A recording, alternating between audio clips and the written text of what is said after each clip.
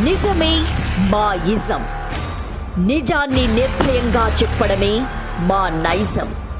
అన్యాయాన్ని ఎత్తి చూపడమే మా లక్ష్యం. ప్రతి క్షణం ప్రజల కోసం పనిచేస్తున్న channel MS cable network news.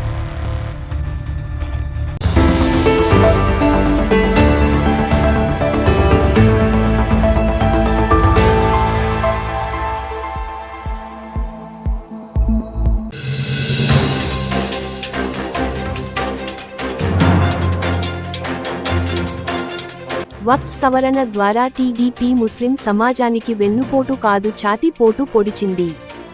Ejaz Hussain. Nandyal MP Shabari గారికి మరియు మైనార్టీ శాఖ న్యాయ శాఖ మంత్రి ఫారూక్ గారికి ఆవాజ్ జిల్లా కార్యదర్శి ఎస్ మస్తాన్వలి చేయు విజ్ఞప్తి. కోవెలకుంట్ల ఆర్టీసీ బస్టాండ్లో అనాథ శవానికి ఈ రోజు విక్కీ ఫౌండేషన్ ఆధ్వర్యంలో అంత్యక్రియలు.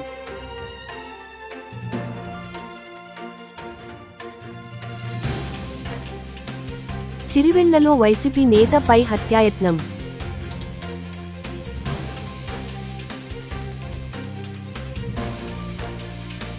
నా అనుచరులపై దాడులు చేస్తే చూస్తూ ఊరుకోం.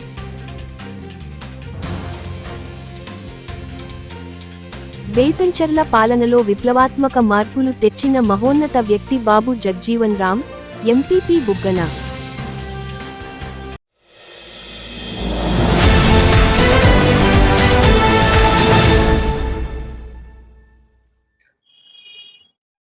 వక్ఫ్ సవరణ చట్టం 2024ను పార్లమెంట్లో ప్రవేశపెట్టడం జరిగింది. మరియు దాన్ని బీజేపీ ప్రభుత్వం టీడీపీ మరియు జేడీయూ సహాయంతో ఆమోదించుకొని ఆ బిల్లును కార్యరూపం దాల్చడం జరిగింది. కానీ ఏదైతే బీజేపీ పార్టీ ఉందో, మద్దతు పార్టీ అనేది మనకు అందరికీ తెలుసు. అది ముస్లింలను, దళితులను, ఆదివాసులను, క్రిస్టియన్లను తొక్కడానికి ఉందని మనకు అందరికీ తెలుసు. వాళ్ళు ఒంటరిగా ఈ బిల్లును పాస్ చేసుకుంటే మేము ఎటువంటి బాధపడే వాళ్ళం కాదు. సెక్యులర్ పార్టీ అయినా ఆంధ్రప్రదేశ్ టీడీపీ ఆ బిల్లుకు మద్దతు ఇచ్చి ఆ బిల్లు పాస్ కావడంలో మెయిన్ కీ రోల్ ప్లే చేస్తారు వాళ్ళు.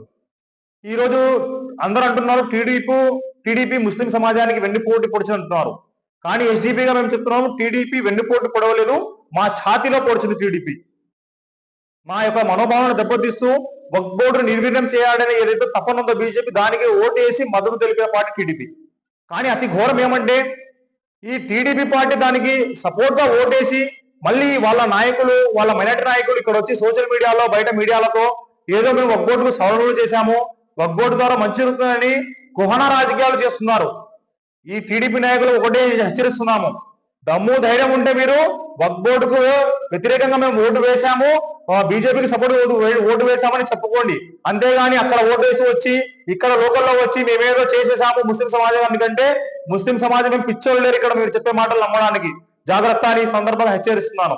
ఏదైతే టీడీపీ ఈ వక్ఫ్ సవరణ చట్టానికి ఓటేసి ఈ వక్ఫ్ బోర్డును నాశనం చేసిందో, దీన్ని ముస్లిం సమాజం మొత్తం గుర్తుపెట్టుకుంటుంది. మీరు చూస్తూ ఉండండి, వచ్చే రాబోయే ఎలక్షన్ లో ముస్లిం సమాజము మరియు దళిత క్రిస్టియన్ సమాజాలు ఓటుతో మిమ్మల్ని బుద్ధి చెప్తే రోజులు దగ్గరున్నాయని ఈ సందర్భంగా మీకు తెలియజేస్తున్నాను. అదేవిధంగా ఈ మైనార్టీ నాయకులు, మీకు ఇప్పటికైనా మీ మీద కొంచెమన్నా ఆత్మాభిమానం ఉంటే టీడీపీ పార్టీని వెంటనే రాజీనామాలు చేసి స్వతంత్రంగా నీతి నిజాయితీగా బతకండి. అంతేగాని ఇంకా వాళ్ళు ఇచ్చే ఒక నామినేటెడ్ పోస్ట్ కోసం, ఒక కౌన్సిలర్ పోస్ట్ కోసం మీ సమాజాన్ని తీసుకెళ్లి వాళ్ళ కాళ్ళ కింద పెట్టే పనులు చేయొద్దు దయచేసి.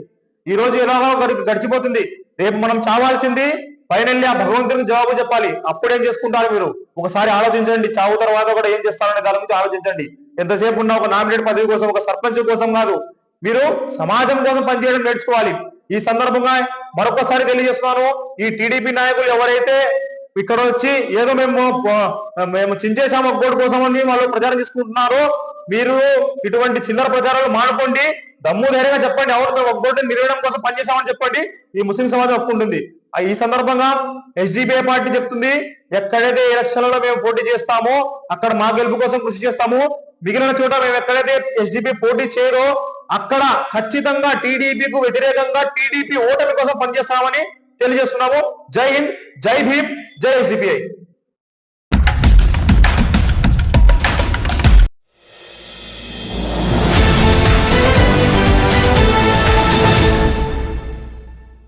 గత ప్రభుత్వంలో ఉన్న ఎంపీ గారు నూనెపల్లెలో అండర్ గ్రౌండ్ బ్రిడ్జి వస్తుందని సర్వేలు చేయించి నెలలోపల పూర్తిగా చెప్పారు, తెలియజేసినము పూర్తి కాదు అని మరల ఇప్పుడు సర్వేలు చేస్తున్నారు, ప్రస్తుతం కూడా కాదు. కావున ఎంపీ గారికి మంత్రి గారికి కోరుతున్నది ఏమంటే నూనెపల్లెలో ఉన్న గేట్లను తొలగించాలి, అలాగే బొమ్మల సత్రం దగ్గర తొలగించాలి. ప్రజలు అనేకమంది ఇబ్బందులు పడుతున్నారు, గర్భవతులు ముసలి వాళ్లు నూనెపల్లి నుండి కోయిలకుంట్ల జంక్షన్ పోవాలన్నా అక్కడి నుండి ఇక్కడికి రావాలన్నా కన్నీళ్లు అడ్డంగా ఉన్నందుకు చాలా బాధపడుతున్నారు, వాటిని వెంటనే తొలగించాలని కోరుతున్నాను. అండర్ గ్రౌండ్ బ్రిడ్జి రావాలంటే బుగద నుండి డబుల్ లైన్ రావడానికి కనీసం 10 నెలలు పడుతుంది, అంతవరకు ఇబ్బంది. మరియు అండర్ గ్రౌండ్ బ్రిడ్జి వలన ఉపయోగం లేదు, ప్రతిరోజు హత్యలు మానభంగాలు దోపిడీలు పెరిగినవి, వారం క్రితమే రైతు నగర్లో దోపిడీలు ఇండ్లలో జరిగినవి. వీటన్నింటినీ గమనిస్తే అండర్ గ్రౌండ్ బ్రిడ్జి అవసరం లేదు, ఎందుకంటే మూల సాగరం దగ్గర రైల్వే గేటు ఉన్నది, డోన్లో రైల్వే గేటు ఉన్నది, నంద్యాలలో లేదు. వీటిని గమనించి తెరిపించాలని ప్రజలందరూ కోరుతున్నారు. పశువుల మేపుకునేవారు పాదాచారులు అందరికీ మీ ప్రభుత్వం న్యాయం చేయకుంటే 19వ తేదీ ముఖ్యమంత్రి దృష్టికి తీసుకొని వెళ్తాము అని తెలియజేసిన ఆవాజ్ జిల్లా కార్యదర్శి మస్తాన్ వలీ.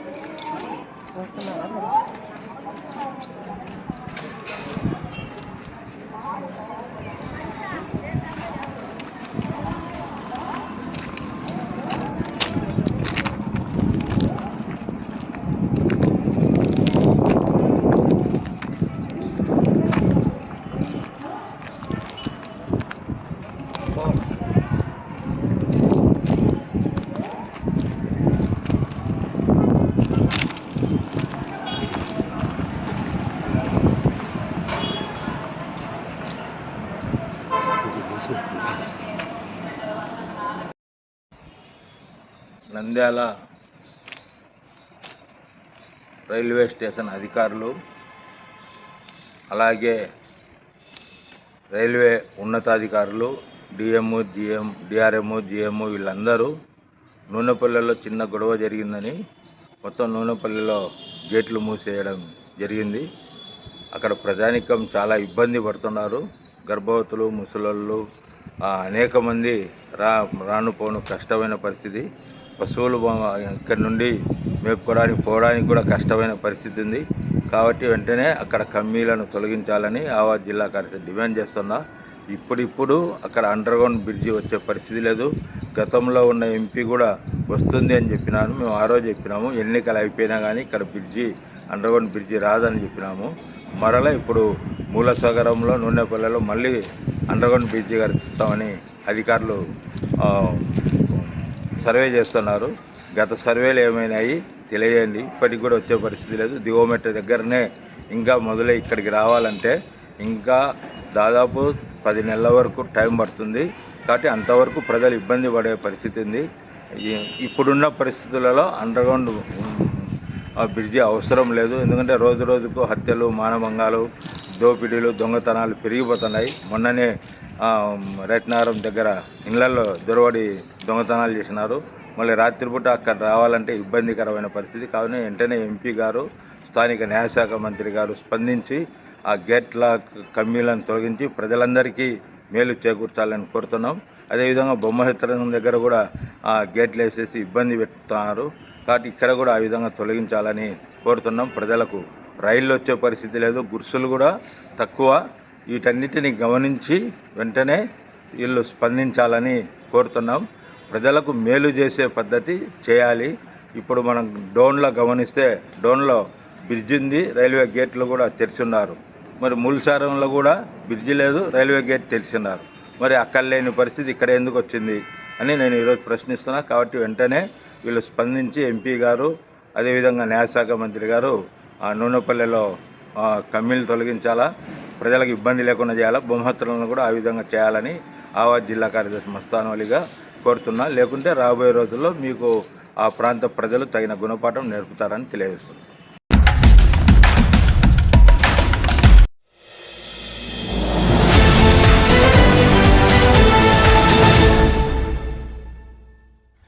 అందరికీ నమస్కారం. కోయిలకుంట్లలో నిన్న సాయంత్రం ఒక భిక్షాటన చేసే వ్యక్తి ముసలాయన వృద్ధాప్యుడు చనిపోవడం జరిగింది. ఎండబెట్ట తగిలి ఆయన్ను ఈరోజు విక్కీ ఫౌండేషన్ తరఫున అంత్యక్రియలు పూర్తి చేశాం. కాకపోతే అనాథగా పుట్టడం కంటే అనాథగా చావడం అనేది మనం చేసుకున్న పాపం, ఆయన చేసుకున్న పాపం అనుకుంటున్నాను. కాకపోతే అది విక్కీ ఫౌండేషన్ తరఫున ఆయనకు తగిన గౌరవాన్ని ఇస్తూ ఈరోజు ఈ విధంగా మేము అంత్యక్రియలు పూర్తి చేశాము. ఆయన మళ్ళీ జన్మ అంటూ ఉంటే ఎక్కడైనా మంచి జన్మ మళ్ళీ పుట్టాలని మనస్ఫూర్తిగా దేవుని కోరుకుంటూ సెలవు తీసుకుంటున్నాం. అలాగే ఒక నిమిషం, అలాగే మాకు సహకరించిన వీళ్ళకి కానీ అండ్ సుల్తాన్ గారు, జాకీర్ గారు, భాషన్న గారు, వీళ్ళందరికీ ఖచ్చితంగా మనస్ఫూర్తిగా శిరస్సు వంచి నమస్కరిస్తున్నాను నాకు సాయం చేసినందుకు. Thank you.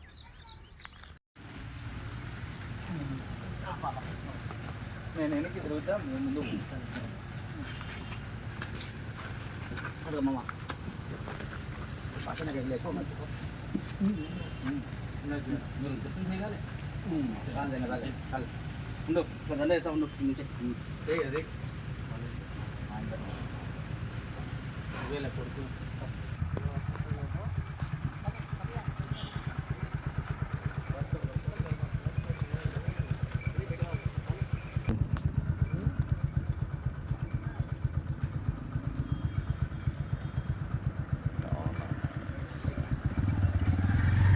चलो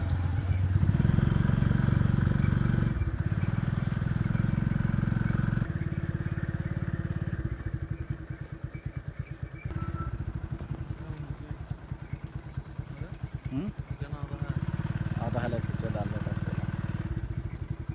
एक बार हम खरागर सामने जान दे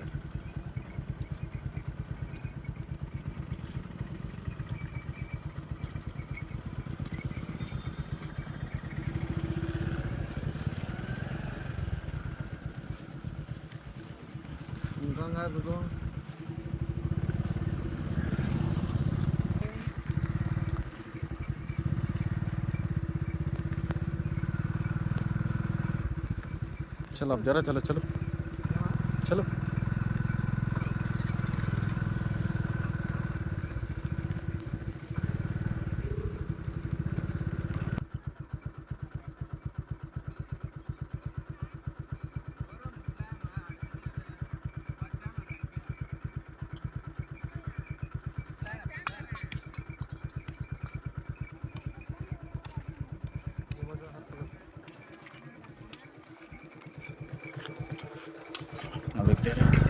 नकल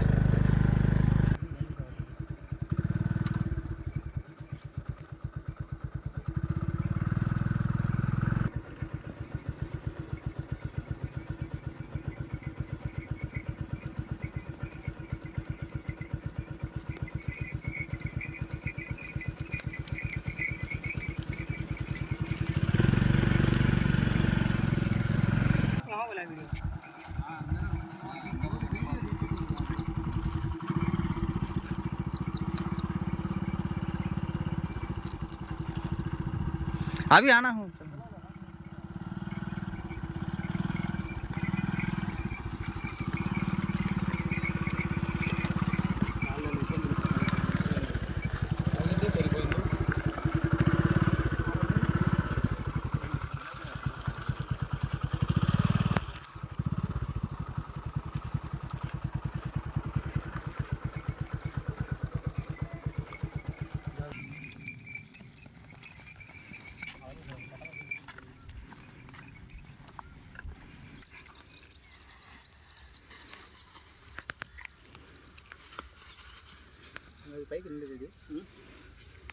కొన్ని ఎగ్జామ్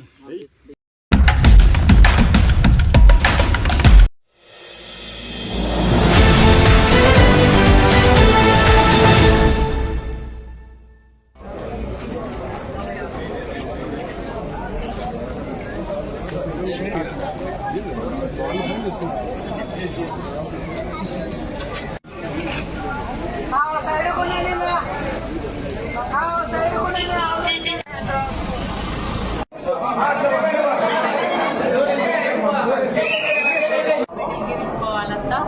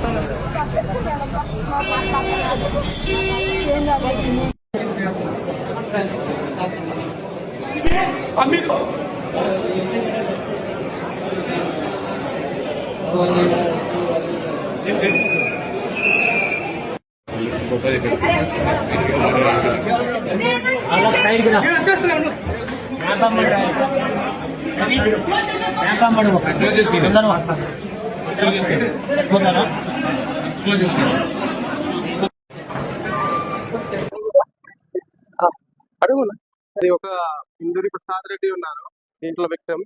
అది ఒక రవిచంద్ర రెడ్డి ఇంకొక అతను వచ్చి ఇల్లు పైన దాడి చేశాడు. గుడిలో ఉండినప్పుడు దాడి చేశారు. ఇప్పుడు ఇక్కడ వచ్చి చూసాను, అక్కడ డిఎస్పీ అలగడ్డ ఉన్నాడు. నేను సీన్ విజిట్ చేస్తాను. ఇప్పుడు వాళ్ళు సిటీ స్కాన్ అన్ని అయింది, కొద్దిగా స్టేబుల్ కండిషన్ లో ఉన్నాడు. ఇప్పుడు వెంటనే వాళ్ళకి పట్టుకొని ఎఫ్ఐఆర్ నమోదు చేసి పట్టుకుంటాము. ఇప్పుడు ఎఫ్ఐఆర్ నమోదు వాళ్ళకి కొన్ని హెడ్ ఇంజరీ ఉన్నాయి, మెడ పైన ఉన్నాయి. కానీ అవుట్ ఆఫ్ డేంజర్ ఉన్నారు. ఇప్పుడు డాక్టర్స్ కూడా మాట్లాడాను, బాగానే చూసుకుంటాడు. ఈరోజు గోవిందపల్లి గ్రామంలో జరిగిన ఇన్సిడెంట్ అందరికి కూడా తెలిసిందే. ఈరోజు గోవిందపల్లి ప్రతాప్ రెడ్డి అని చెప్పేసి మా సిరివెల్ల మండలం వైఎస్ఆర్సీపీ కన్వీనర్ మీద అతి దారుణంగా దాడి చేసి, అది కూడా గుడిలో పూజ చేసుకోవడానికి వెళ్ళిన వ్యక్తి మీద అతి దారుణంగా దాడి చేయడం జరిగింది. ఆ గ్రామంలో గతంలో జరిగిన మర్డర్లు దృష్టిలో పెట్టుకొని పోలీస్ పికెట్ కూడా ఉంది. ఆ పోలీస్ పికెట్ కూడా ఈ గుడికి ఒక 20 మీటర్ల దూరంలో ఉంది. అంత దూరంలో కూడా అంత ధైర్యంగా వచ్చి అటాక్ చేయగలిగారంటే ఎవరిచ్చిన ధైర్యం అని చెప్పేసి అందరూ కూడా ఆలోచన చేయడానికి కోరుతా ఉన్నా. ఇదే కుటుంబాన్ని ఇద్దరిని 2017లో వీళ్ళు ఆ రోజు మంత్రి పదవి వచ్చి టీడీపీ గవర్నమెంట్ లోకి వెళ్ళిన వెంటనే, అంటే పార్టీ మారిన వెంటనే ఇద్దరిని ఆ రోజు పొట్టన పెట్టుకున్నారు. మళ్ళీ ఈ రోజు గవర్నమెంట్ వచ్చి 9 నెలలు కాలేదు, ఈ రోజు మళ్ళా ఇతన్ని ఆ కేసు ట్రయల్ కి వచ్చిందని చెప్పేసి ఈ రోజు ఇతను గుడికి పోతే గుడిలో ఒక్కడిని చూసి దేవుడికి దండ పెట్టుకుంటున్నప్పుడు వెనక నుంచి అటాక్ చేసి చంపాలనే ప్రయత్నం చేస్తారు. తీవ్రమైన గాయాలు తగిలినాయి. డాక్టర్లు ఇంకా అబ్జర్వేషన్ లో పెట్టాలి. అబ్జర్వేషన్ లో తర్వాత కానీ మేమేం చెప్పలేమని చెప్తా ఉన్నారు. ఇట్లాంటి కార్యక్రమాలు చేస్తా పోతే ఎవడు చూస్తా ఊరుకోడు. ఈ రోజు ఇట్లాంటి ఈ వ్యక్తి ఎవరైతే ఈ కార్యక్రమాలకు అన్ని పాల్పడుతున్నాడో అతని హిస్టరీ చూసుకోండి. అతను ఏం చేసినాడు. గతంలో గోవిందపల్లి ప్రతాప్ రెడ్డి మర్డర్ లోనే ముద్దాయిగా అతను హైర్డ్ అసాసిన్. ఆ రోజు గోవిందపల్లి ప్రభాకర్ రెడ్డి మర్డర్ లో ఆయన సూడో నక్సలైట్లను తీసుకొచ్చి ఆ కార్యక్రమాన్ని నిర్వహించడం జరిగింది. దాని తర్వాత మళ్ళా ఒంగోలులో ఒక హైర్డ్ అసాసిన్ లాగా పోయి ఒక వెపన్ తీసుకొని వచ్చి అక్కడ ఎవరినో అసాసిన్ చేయడానికి ట్రై చేసినాడు. అదే విధంగా ఏవి సుబ్బారెడ్డి మర్డర్ కేసులో ఏవి సుబ్బారెడ్డిని మర్డర్ అటెంప్ట్ లో ఇతను ముద్దాయి. ఆ తర్వాత ఈ రోజు గోవిందపల్లి ప్రతాప్ రెడ్డి గారు అంటే ఎవరిని చూసుకొని ధైర్యం వస్తుంది వీళ్ళకి. ఒక్కసారి ఆలోచన చేయమని నేను పోలీస్ ఆఫీసర్లందరినీ కూడా కోరుతా ఉన్నాను. అంటే ఇలాంటి వాళ్ళకి సెక్యూరిటీ కల్పించడానికి మీరందరూ కూడా చదువుకొని ఇంత స్థాయికి వచ్చింది. ఒక్కసారి ఖచ్చితంగా దీని మీద మీరు యాక్షన్ తీసుకోవాలా. మా వానికి ఏమైనా జరిగిందంటే పరిస్థితులు వేరే విధంగా ఉంటాయి. ఖచ్చితంగా మేమందరం కూడా పెద్ద ఎత్తున దీని మీద పోరాటం చేస్తాం. మా మనిషికి సెక్యూరిటీ కల్పించాలా. గవర్నమెంట్ తరఫు నుంచి కూడా సెక్యూరిటీ కల్పించాలా. ఖచ్చితంగా సెక్యూరిటీ కల్పించి ఈ కేసు అయిపోయేంత వరకు కూడా అతనికి ఎస్కార్ట్ ఇవ్వాలని చెప్పేసి మేము ఎస్పీ గారిని కూడా ఈరోజు కోరడం జరుగుతుంది. డిఐజీ గారిని కూడా కోరడం జరుగుతుంది. అదేవిధంగా న్యాయ పోరాటాన్ని కూడా చేస్తాం దీని మీద.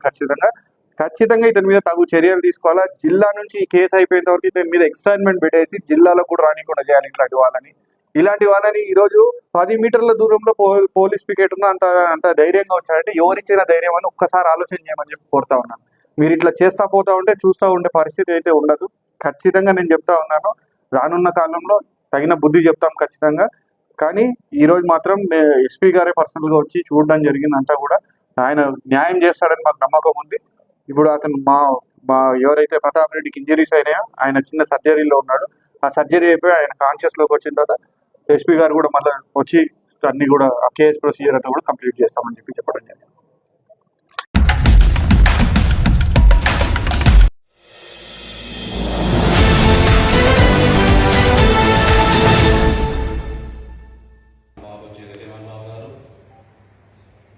ఒక స్వాతంత్ర సమరయోధుడు, ఒక సంఘ సంస్కర్త, అలాగే ఒక మంచి రాజకీయవేత్త కూడా చెప్పుకోవచ్చు.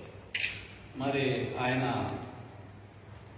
మన భారతదేశానికి మొట్టమొదటి ప్రధాని జవహర్లాల్ నెహ్రూ కాలం నుంచి ఆయా రకాలుగా అనేక రకాలుగా మంత్రి పదవులు నిర్వహిస్తూ దాదాపుగా 40 సంవత్సరాలు ఈ భారతదేశానికి ఆయన సేవ చేయడం జరిగింది. ఆయన ఎన్నో విప్లవాత్మకమైన మార్పులు తీసుకొని రావడం జరిగింది పరిపాలనలో. విద్య విషయంలో అయితేనేమి, ఆరోగ్య విషయంలో అయితేనేమి, అలాగే పేదరికం రూపు మాపడంలో అయితేనేమి ఆయన చేసిన విశేష కృషి చాలా ఉంది. మరి ఆ రోజుల్లో ఒకసారి చూస్తే 1971లో మరి ఆనాడు పక్కనున్న పొరుగు దేశం పాకిస్తాను భారతదేశాన్ని కబలించాలని చెప్పని దురాక్రమణ చేసినప్పుడు జరిగిన యుద్ధంలో మరి ఆనాడు మన భారతదేశ రక్షణ శాఖ మంత్రిగా కూడా ఆనాడు ఆ దుశ్చర్యను సమర్థవంతంగా తిప్పికొట్టిన చరిత్ర ఆయనది. మరి అది ఒకటే కాదు, మరి 1974 సంవత్సరంలో ఆనాడు ఏర్పడిన కరువుతో ఏర్పడిన ఆహార సంక్షోభాన్ని సమర్థవంతంగా కూడా ఎదుర్కొన్న ఆనాటి వ్యవసాయ శాఖ మంత్రిగా కూడా ఆయన చేసిన సేవ ఎంతో ఉందని చెప్పని కూడా మనం ఈ సందర్భంగా గుర్తు చేసుకుంటున్నాం. మరి ఆనాడు ఆ పరిస్థితులలో మనము ఆనాడు ఈ కరోనా ఎదుర్కోలేక చాలా ఇబ్బంది పడినాం. కానీ ఇంకొకసారి ఇలాంటి కరువు మన భారతదేశాన్ని ఇబ్బంది పెట్టకూడదని చెప్పని ఆయన ఆనాడు తీసుకొచ్చిన సంస్కరణలు, హరిత విప్లవం అయితేనేమి, అలాగే వ్యవసాయ ఆధునీకరణ అయితేనేమి, ఇవన్నీ తీసుకురావడంతో ఈరోజు మనము ఆహార ధాన్యాల విషయంలో ఈనాటి కూడా మనం ఈ మంచి స్థానంలో ఉన్నామని చెప్పని కూడా మనం గుర్తు చేసుకోవాల్సిన విషయం ఉన్నది. ఈ రకంగా ఆయన మన దేశానికి సేవలు అందిస్తూ ఈరోజు ఆయన మన ముద్దలు లేకపోయినా కానీ ఆయన సేవలు మన దేశానికి, మన అందరికీ కూడా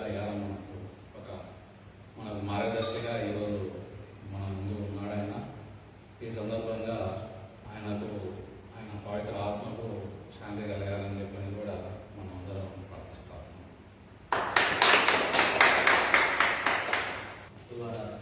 బాబు జగజీవన్ రామ్ జయంతి 117వ సంవత్సరాలు జన్మదినాన్ని పురస్కరించుకొని మనం ఈరోజు ఆయనకు నివాళులు అర్పించాము. భారతదేశంలో వెనకబడిన కులాలు, అదేవిధంగా బడుగు బహుజన జాతులు, ఈ యొక్క కాన్సెప్ట్ అంబేద్కర్ గారి నుంచి, అదేవిధంగా ఆ టైంలో ఉండే జాతీయ నాయకులైన బాబు జగజీవన్ రామ్ నుంచి ఆ స్ఫూర్తి ఈరోజు మన పరిపాలనలో బడుగు బలహీన వర్గాలు ముందుకు రావడానికి కానీ, ఆ యొక్క రిజర్వేషన్లు, రాజకీయ సంబంధించిన రిజర్వేషన్లు రావడానికి కానీ, అదేవిధంగా ఒకప్పుడు భారతదేశంలో స్వాతంత్రం వచ్చిన కొత్తలో విదేశాల నుంచి ధాన్యాన్ని మనం దిగుమతి చేసుకుని మన యొక్క విశాలమైన జనాభాకు అందించలేని పరిస్థితుల్లో ఉన్న గడ్డుకాలం నుంచి ఆహార ధాన్యాల్లో విప్లవాత్మకమైన మార్పులు తీసుకొచ్చి ఈ యొక్క గ్రీన్ రివల్యూషన్కు తోడ్పడిన బాబు జగజీవన్ రామ్ గారిని ఎంతైనా మనం స్ఫూర్తించుకోవాలి. మనం స్ఫూర్తిగా ఆయన అభినందించాలి. అంతేకాకుండా ఆయన జనరేషన్తో పాటు కూతురు కూడా మాకు స్పీకర్ కింద పార్లమెంట్ స్పీకర్ కింద వర్క్ చేశారు, మంచి సేవలు అందించారు, మంచి యాక్ట్స్ కూడా చేశారు. కనుక ఇటువంటి స్వాతంత్ర సమరయోధులను అదేవిధంగా గొప్ప నాయకుల్ని మనం గుర్తించుకోవాల్సిన తరుణంలో ఈరోజు ఆయన జన్మదినాన్ని ప్రస్తుతం ఆయన ఇవ్వలేదు.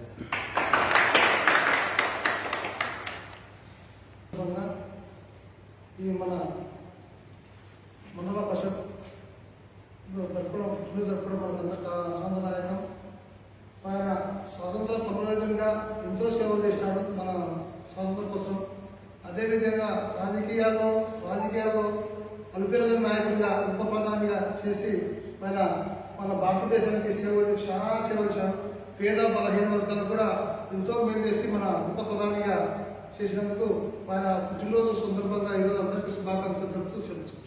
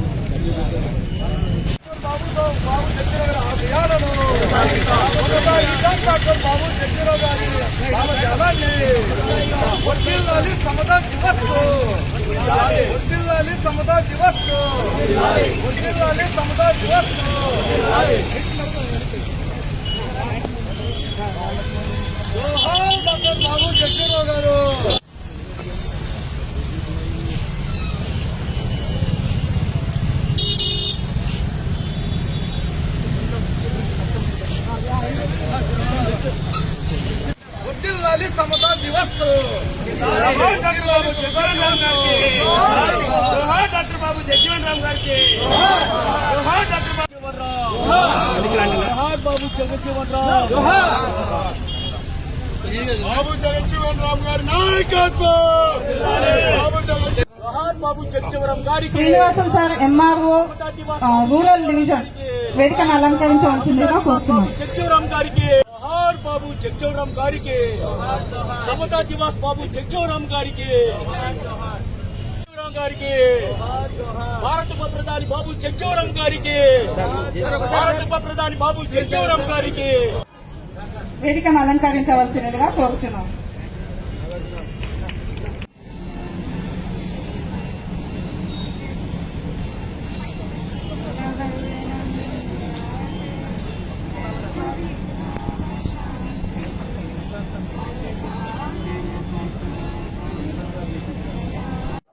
జయంతి ఉత్సవాలు ప్రభుత్వం తరఫున చేసుకోవడం జరుగుతుంది.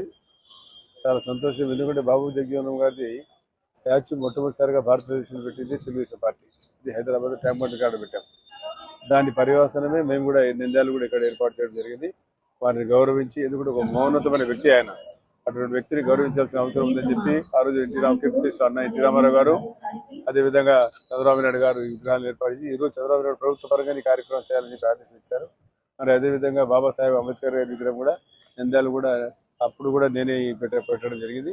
వాళ్ళని గౌరవించాల్సిన అవసరం ఉందని చెప్పి, మరి నిన్ననే బహుశా కూడా నాకు అంబేద్కర్ గారి విగ్రహాన్ని మళ్ళీ ఎక్కడైనా ఏర్పాటు చేయాలని చెప్పి అడిగినప్పుడు మున్సిపల్ ఆఫీస్లో పెట్టుకుంటామని చెప్పి బలస్వామి వెళ్ళి ఉన్నాడు. చెప్పడం పెట్టుకోవడం మంచిది, ఎంతకన్నా గౌరవించాల్సిన అంత వ్యక్తి, మహాన్ వ్యక్తికి గౌరవించాల్సి ఉంది. మనం ఏమంటే ట్రాఫిక్ అంతరాయం కాకుండా, ఎందుకంటే నేను రాజశేఖర్ గారి విగ్రహం నంద్యాల సెంటర్లో పెట్టాను. అది ఎన్టీ రామారావు గారికి 1996 సరిపోతే ఆడ రిజర్వేషన్ కూడా తీసుకున్నాం. అయినా ట్రాఫిక్ ఆలోచించి పెట్టా. ఎందుకంటే నంద్యాల ఉండేదే బయటని చేయకపోతే ఏం పరిస్థితి మీకు చెప్పాలి, ప్రభుత్వం కాపాడాల్సింది నంద్యాలను. ఆ బయటని కాకముందు పెట్టాను 90. అది నేను అక్కడ వద్దని చెప్పి రంజారావు పక్కన పెట్టాను. సరే అనుకోకుండా మనోళ్ళు కొంతమంది చేరి దాంట్లో నేను ఆడ విగ్రహం పెట్టేసి అది బాగా ట్రాఫిక్ ఎత్తరైంది. ఇప్పుడు రేపు సిమెంట్ రోడ్ వేయాలి, అది ఆ సెంటర్లో సిమెంట్ రోడ్ రావాలా, ఊరు బాగుండాలని చెప్పి ఉద్దేశంతో సంజీవ్ నగర్ నుంచి శ్రీనివాస్ నగర్ వరకు కూడా సిమెంట్ రోడ్ తిరుపతి వరకు వేస్తాం. దాన్ని కూడా 7.5 కోట్ల రూపాయలు బీసీ జనార్దన్ రెడ్డి గారు, మన ఆర్ఎన్ మినిస్టర్ గారు ఇవ్వడం జరిగింది. వారికి కూడా ప్రత్యేకంగా ధన్యవాదాలు. దాన్ని వీలైనంత తొందరగా శంకుస్థాపన కూడా వేయడం కూడా జరుగుతుంది. ఓకే. ఎమ్మెల్సీ ఇషాక్ బాషా గారిని వేదిక అలంకరించవలసినదిగా కోరుతున్నాను. అలాగే మహబూనిసా చైర్పర్సన్ మున్సిపాలిటీ వారిని కూడా వేదికను అలంకరించవలసినదిగా కోరుచున్నాను. జోహార్ బాబు జగ్జీవన్ గారికి, జోహార్ బాబు జగ్జీవన్ గారికి, జోహార్ బాబు జగ్జీవన్ గారికి.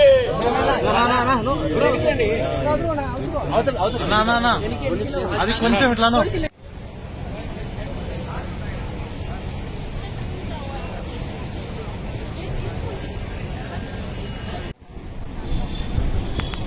నూట 18వ జయంతి ఉత్సవాలకు విచ్చేసిన ఫరూక్ సార్ గారికి, అదేవిధంగా ఇసాక్ బాషా సార్ గారికి, చైర్పర్సన్ గారికి, కలెక్టర్ మేడం గారికి, జేసీ గారికి, డిఆర్ఓ మరియు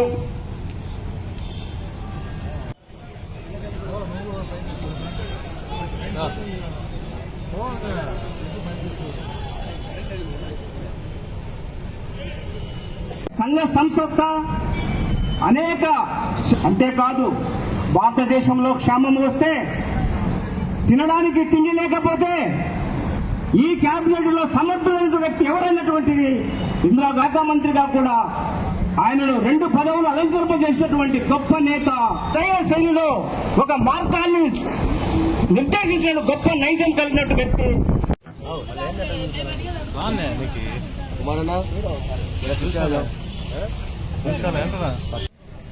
అందరూ దయచేసి సీట్లలో కూర్చోవలసినదిగా కోరుచున్నాము.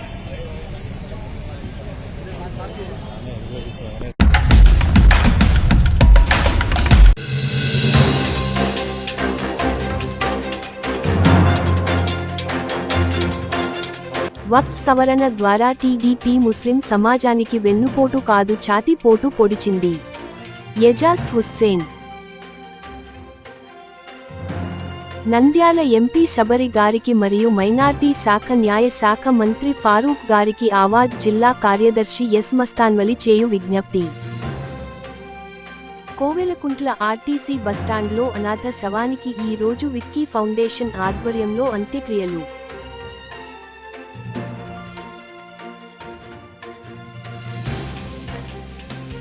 సిరివెల్లలో వైసీపీ నేతపై హత్యాయత్నం.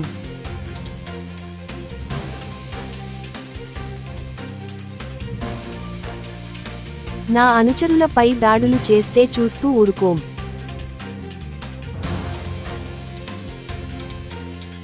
బేతంచెర్ల పాలనలో విప్లవాత్మక మార్పులు తెచ్చిన మహోన్నత వ్యక్తి బాబు జగ్జీవన్ రామ్, ఎంపీపీ బుగ్గన.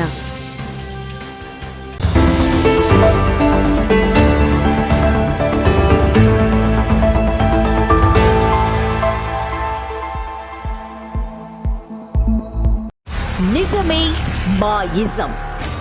నిజాన్ని నిర్భయంగా చెప్పడమే మా నైజం. అన్యాయాన్ని ఎత్తి చూపడమే మా లక్ష్యం.